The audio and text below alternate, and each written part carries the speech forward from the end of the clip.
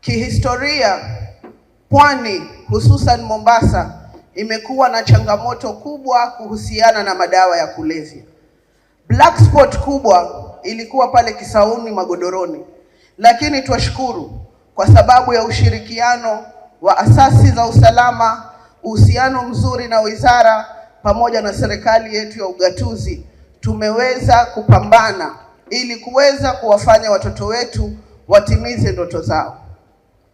Lakini kabla nimalize, niwapongeze wale ndugu zetu ambao wao wenyewe wana volunteer kuona kwamba zile tabia ama mienendo ambao wamekuwa wakiendelea nayo si mienendo ya sawa katika jamii yetu, na wao wenyewe wakavolunteer kuja katika vituo hivi ili kuja kurekebisha afya zao, ili wawe vijana ambao watakuwa wanachangia katika kulikuza taifa letu la Kenya. Lakini Bwana PS, kabla nishuke katika jukwaa hili, ningependa kuomba ya kwamba sisi hapa Mombasa tumekuwa na shirika ambalo limesaidia vijana wengi, sio tu kwa rehabilitation bali hata kuwafungulia biashara wale walioathirika ili warudi sawa katika jamii. Shirika hili ni shirika gani? Shirika hili linaitwa Reach Out. Kiongozi wao Taib Abdurrahman amevolunteer miaka mingi na hakuna hata recognition moja ameweza kupewa na serikali.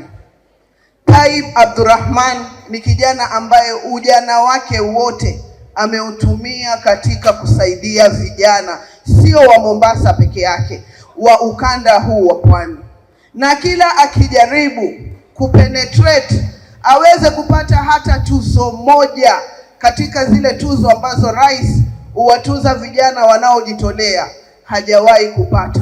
Naomba kwa unyenyekevu, kama mwakilishi kijana, mwakilishi wa kike, tuweze kumwangalia kwa macho ya huruma Taib Abdurrahman na shirika lake la Reach Out, ambao wao wamekuwa kiungo muhimu sana katika kufuatilia masuala ya mihadarati.